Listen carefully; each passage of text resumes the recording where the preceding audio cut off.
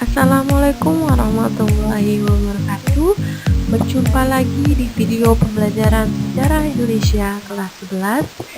Kali ini kita akan membahas materi dengan judul Proses Kedatangan Bangsa-bangsa Eropa ke Indonesia.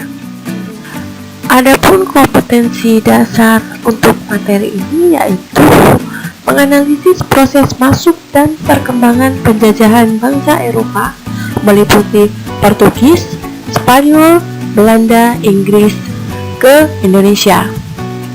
Kemudian, indikator pencapaiannya yaitu kalian mampu menjelaskan lalu lintas perdagangan dunia sebelum era kolonialisme imperialisme Eropa. Kemudian, menjelaskan lahirnya kolonialisme dan imperialisme bangsa Eropa.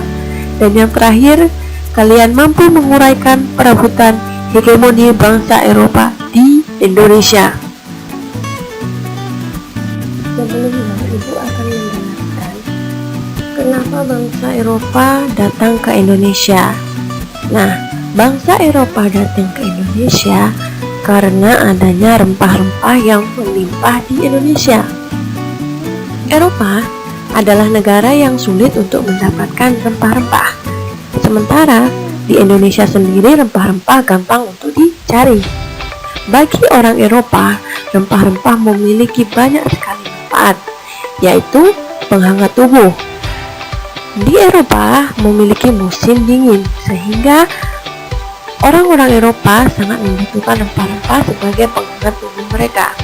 Kemudian juga memiliki manfaat sebagai pengawet makanan serta sebagai bumbu pelezat makanan.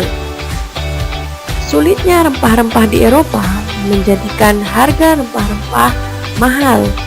Selain itu juga, rempah-rempah merupakan simbol kejayaan raja di Eropa.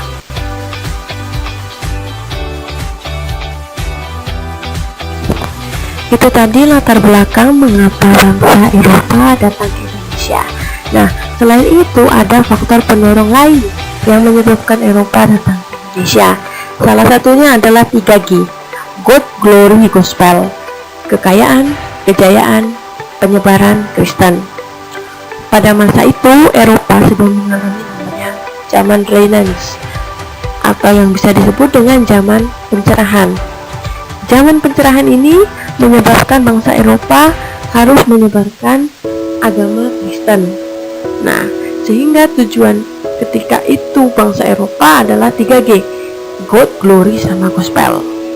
Kemudian yang kedua adalah jatuhnya Konstantinopel ke tangan Turki Utsmani pada tahun 1453. Turki Utsmani pada saat itu baru bisa merebut Konstantinopel ketika masa Sultan Muhammad II, yang sekarang Konstantinopel itu disebut dengan Istanbul.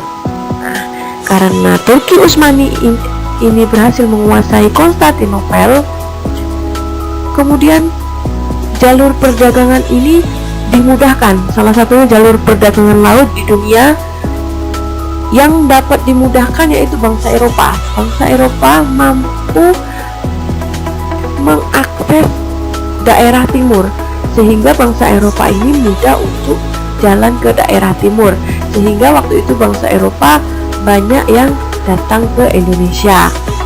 Nah, yang ketiga adalah kemajuan ilmu pengetahuan dan teknologi berupa heliosentrisme, kompas, teropong, dan peta.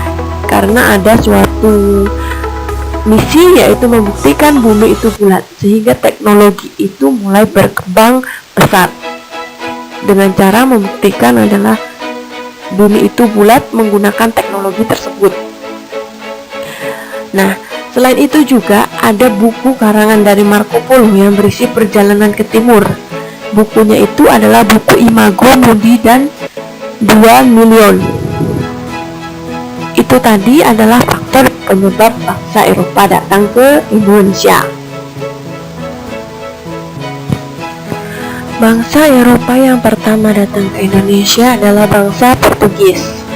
Diawali ketika Bartolomeus Dias melakukan penjelajahan samudra dan sampai di Tanjung Harapan, Afrika Selatan pada tahun 1488.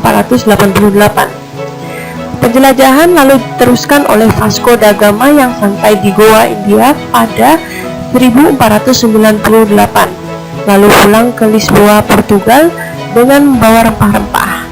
Portugis pun semakin gigih dalam mencari sumber rempah-rempah. Untuk itu, Portugis melanjutkan ekspedisi ke timur yang dipimpin oleh Alfonso untuk menguasai Malaka. Ia berhasil menguasai Malaka sebagai pusat perdagangan rempah-rempah di Asia Tenggara pada 10 Agustus 1511. Nah, Alfonso sebelumnya pernah menyuruh 3 awak kapal datang ke Malaka. Ada 1 kapal yang hilang di perairan Jawa dan Banda. Nah, 2 kapal ini lagi kemudian mencapai Kepulauan Maluku, yaitu diketuai oleh Francisco Serrao, mendarat di situ. Dan kapal satunya ada Antonio de Abreu di Ternate. Portugis menjalin hubungan dengan orang-orang Indonesia pada saat itu dengan mendekati raja. Kemudian setelah mendekati raja, dia berhasil menarik simpati rakyat.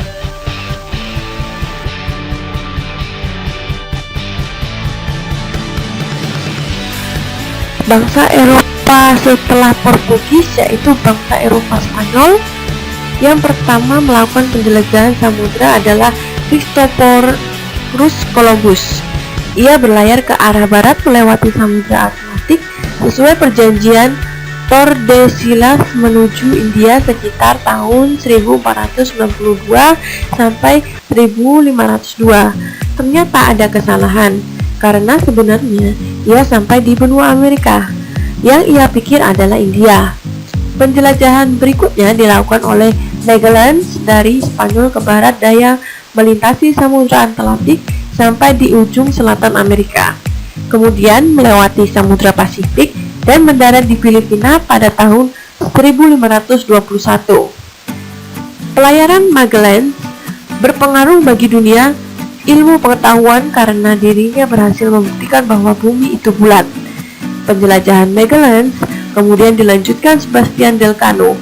Pada tahun 1521, Sebastian Delcano berhasil berlabuh di Tidore.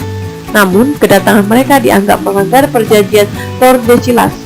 Untuk menyelesaikan permasalahan keduanya, Portugis dan Spanyol melakukan perjanjian Saragossa sekitar tahun 1529.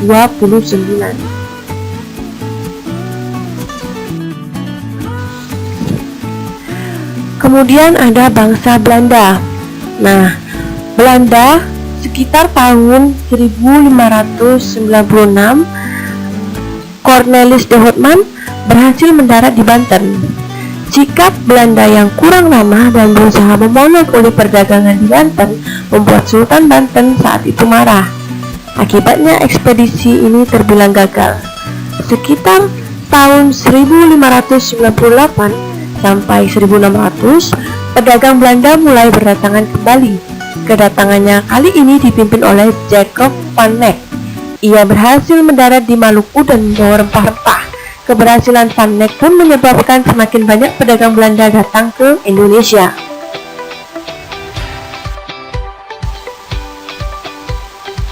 Adapun bangsa Eropa lagi yang datang ke Indonesia adalah Inggris.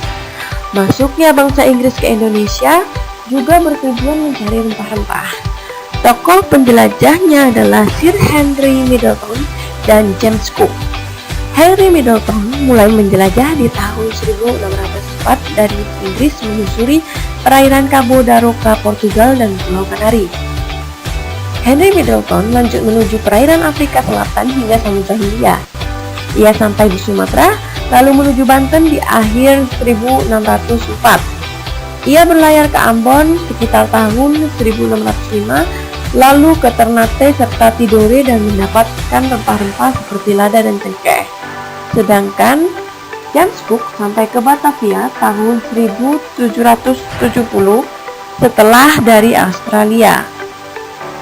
Di antara bangsa-bangsa tersebut, Belanda merupakan negara yang cukup lama berada di Indonesia, hingga akhirnya mereka membuat perusahaan dagang di Indonesia.